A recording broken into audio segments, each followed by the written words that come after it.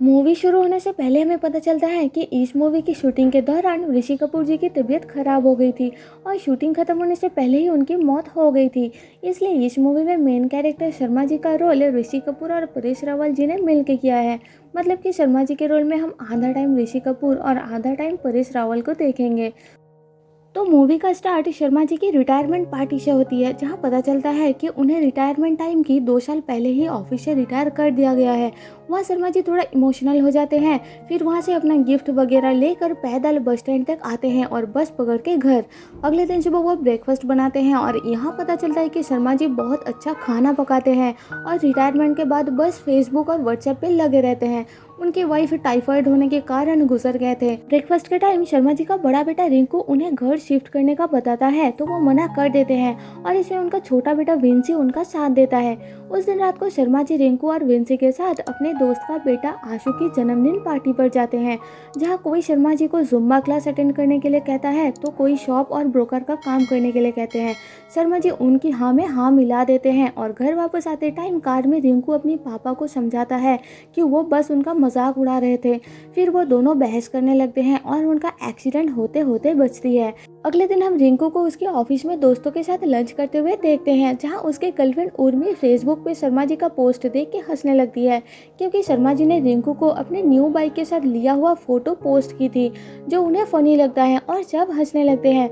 यह रिंकू बताता है कि रिटायरमेंट के बाद शर्मा जी कुछ ज़्यादा ही अजीब अजीब हरकतें करने लगे हैं। फिर रिंकू के दोस्त उसका टिफिन खा के शर्मा जी का तारीफ करते हैं और रिंकू के गर्लफ्रेंड उसे अपने रिलेशनशिप को आगे बढ़ाने के लिए कहती है, तो रिंकू बताता है कि एक बार उनका घर शिफ्ट हो जाए तो वो घर में बता देगा। उधर हम शर्मा जी को बैंक से घर वापस आते हुए देखते हैं और फिर वो टीवी देखते हुए सो जाते हैं। शाम को शर्मा जी एक पार्क में अपनी दोस्त चड्डा से मिलने जाते हैं और बताते हैं कि वो अपनी रिटायरमेंट लाइफ से बोर हो रहे हैं, कुछ करना चाहते हैं। यहाँ बात करते हुए शर्मा जी को चाट की दुकान खोलने का आइडिया आता है। वो अगले दिन सुबह घर में चाट और दही भल्ला बना के रिंकू और विंसी को खिलाते हैं और उन्हें बताते हैं कि वो एक चाट कॉर्नर खोलना चाहते हैं। रिंकू उनकी बात सुन के मना कर देता है और कहता है कि उन्हें कोई रेस्पेक्टफुल काम करनी चाहिए। वो अपने पापा को घर बैठ के योगा क्लास ज्वाइन करने के लिए कहता है या फिर अपने ही फील्ड में कुछ करने का सजेस्ट करके ऑफिस चला जाता है। शर्मा जी इमोशनल हो जाते हैं और अपनी दोस्तों से मिलकर इस बारे में डिस्कस करते हैं, तो वो लोग भी उन्हें कोई रेस्पेक्टफुल काम करने के लिए कहते हैं। उधर रिंकू अपनी गर्लफ्रेंड से मिलने जाता है और विंसी अपना डांस प्रैक्टिस करने। शर्मा जी को कहीं भी कोई काम नहीं मिल रहा था, जिस कारण एक दिन रात को सोते टाइम उन्हें सुसाइड करने का सपना आता है और वो बेड से नीचे गिर जाते हैं। इसके बाद वो टीवी देखते हुए दोबारा सो जाते हैं और रिंकू घर वापस आकर उन्हें जगाता है और गुड न्यूज़ देता है कि उसकी प्रमोशन हो चुकी है। शर्मा जी बहुत खुश होते हैं और दोनों मिलकर मुंह मीठा करते हैं। यहाँ रिंकू उन्हें बताता है कि वो अपनी कोलीग उर्मी से शादी करना चाहता है और उन्हें गुड़गांव घर शिफ्ट करने के लिए समझाता है, क्योंकि उनका घर बहुत छोटा है। लेकिन शर्मा जी नहीं मानते और बताते हैं कि उनकी वाइफ सुमन उस घर से विदा हुई है और वो भी वहीं से विदा होंगे और अगर उन्हें जाना है तो वो जाए। यहाँ शर्मा जी इमोशनल हो जाते हैं, तो रिंकू उन्हें ये नहीं बताता कि उसने ऑलरेडी एक न्यू अपार्टमेंट की टोकन ले लिया है।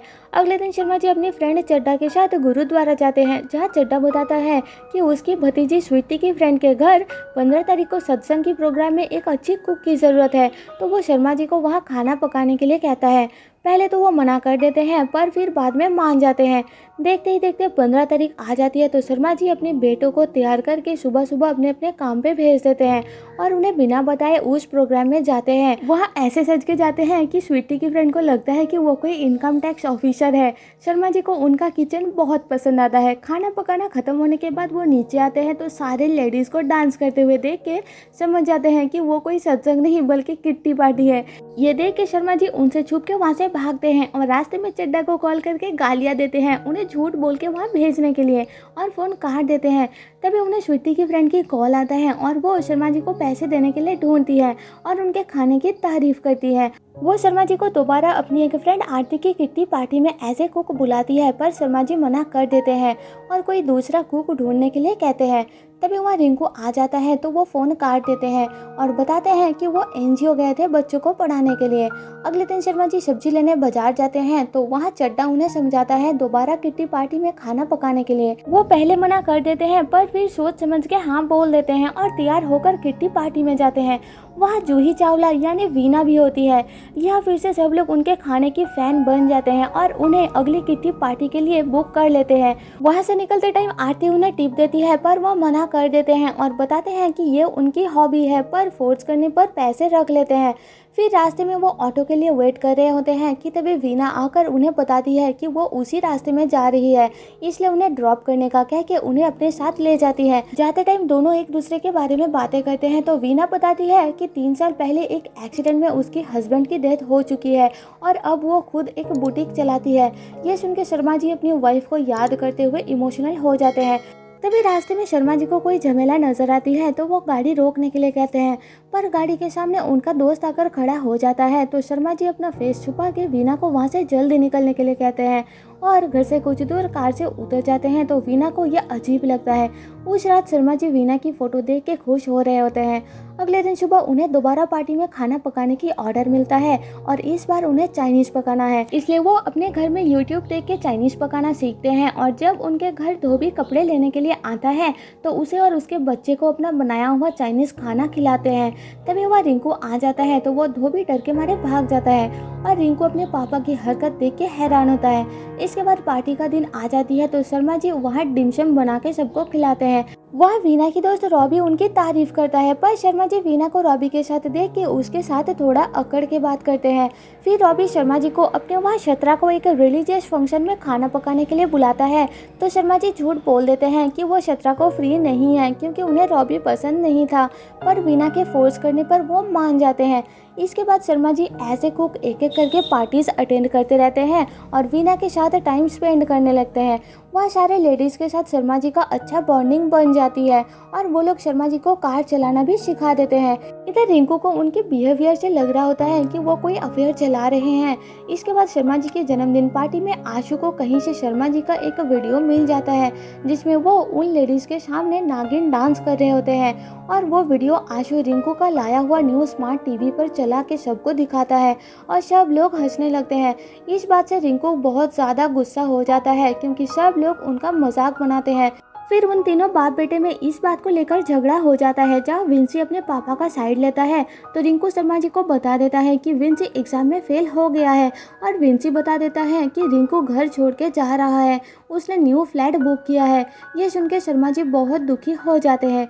अगले दिन सुबह शर्मा जी उन दोनों का टिफिन रेडी करके उनके सामने से गुस्सा होकर अपने काम पे निकल पड़ते हैं और किट्टी पार्टी में जाते हैं जहाँ आरती बताती है कि उसे बिजनेस करना था पर उसके हस्बैंड ने पैसे देने से मना कर दिया क्योंकि वो नहीं चाहते कि आरती बाहर काम करे। आरती इस बात के लिए दुखी होती है तो शर्मा जी उसे समझाते हैं कि उसे किसी की नहीं बल्कि अपने दिल की सुनना चाहिए। वहाँ से निकल के वीना के साथ घर की तरफ जाते टाइम वीना उनका मूड ऑफ देख के पूछती है तो शर्मा जी बताते हैं कि उन्होंने अपने बेटे से छुपा के अब तक कुकिंग का काम किया है, पर कल रिंकू को पता लग गया तो घर में झगड़ा हुआ और वो रिंकू से नाराज है। वीना उन्हें समझाती है कि फैमिली तो फैमिली होती है, अच्छा हो या बुरा, उन्हें अपने से दूर मत कीजिए। फिर वो दोनों उसी शॉप में जाते हैं जहाँ की मिठाई शर्मा जी की वाइफ सुमन को बहुत पसंद थी और वहाँ शर्मा जी अपनी वाइफ को याद करते हैं। घर वापस जाकर वो रिंकू और विंसी के साथ रिंकू की गर्लफ्रेंड उर्मी के पेरेंट्स से मिलने जाते हैं और वहाँ उर्मी के फादर रिंकू को फ्लैट के बारे में पूछते हैं जिससे शर्मा जी को पता चलता है कि फ्लैट में कोई गड़बड़ है। इसलिए घर वापस जाते टाइम वो रिंकू से पूछते हैं और फोर्स करने पर रिंकू बताता है कि ब्रोकर ने उसे धोखा दिया, चीटिंग किया, 15 लाख देकर उसने एडवांस्ड बुकिंग किया था पर अब तक फ्लैट नहीं मिला। अगले दिन रिंकू म्यूनिसिपल ऑफिस जाता है पर वहाँ से कोई हेल्प नहीं मिलता तो रिंकू बहुत ज़्यादा टेंशन में आ जाता है और उर्मी के साथ झगड़ा करके बिल्डर के ऑफिस जाकर उनका ऑफिस तोड़ देता है तो वो लोग रिंकू को अरेस्ट करवा देते हैं। उदय शर्मा जी वीना के टीम के साथ बैठ के बातें कर रहे होते हैं कि तभी उन्हें पुलिस स्टेशन से कॉल आता है और पता चलता है कि रिंकू थाने में है। ये सुन के शर्मा जी और वो लेडीज पुलिस स्टेशन पहुँचते हैं। वहाँ वो लोग बिल्डर को पुलिस के साथ बातें करते हुए देखते हैं और पुलिस उल्टा बिल्डर का साथ देता है तो वीना वीडियो बना के उसे सोशल मीडिया पे डालने ही वाली होती है कि तभी एक लेडी ऑफिसर आकर उसकी फ़ोन छीनने की कोशिश करती है हैं, जिस दौरान फ़ोन टूट जाती है। फिर गुस्से में शर्मा जी बिल्डर पे हाथ उठाता है तो पुलिस उन दोनों बाप बेटे को जेल में बंद कर देते हैं और लेडीज को वहाँ बिठा के रखते हैं, उन्हें हिलने भी नहीं देते। अंदर शर्मा जी अपना छुपाया हुआ फ़ोन से चड्डा और विंसी को कॉल करके वहाँ बुलाते हैं तो पुलिस उन्हें भी वहाँ बिठा देते हैं। तभी वीना शर्मा जी के पास फ़ोन देख लेती है और उन्हें इशारा करके रॉबी को कॉल करने के लिए कहती है।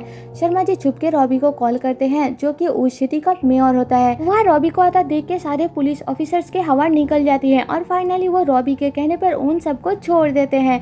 यह शर्मा जी को पता चलता है कि रॉबी वीना की जीजू है और रिंकू अपने पापा की जान पहचान वालों को देख के उनसे इम्प्रेस हो जाता है। फिर वो लोग सेल्फी लेते हैं और पुलिस वाले उन्हें घर छोड़ने के लिए जाते हैं। यह रॉबी रिंकू की फ्लैट का मामला भी सेट कर देता है। शर्मा जी वीना को थैंक यू बोलते हैं और अपने बेटों के साथ घर के लिए निकल पड़ते हैं। रास्ते में रिंकू अपने पापा से माफ़ी मांगता है और मूवी यही खत्म हो जाती है। तो दोस्तों जाने से पहले आपसे एक रिक्वेस्ट है कि एक्सप्लेनेशन पसंद आए तो प्लीज़ मुझे सपोर्ट करने के लिए चैनल को सब्सक्राइब और वीडियो को लाइक कर देना, जिससे मेरे चैनल को ग्रो करने में काफ़ी मदद हो जाएगी। मिलते हैं आपसे मेरे नेक्स्ट वीडियो में, तब तक के लिए stay safe and tata bye bye.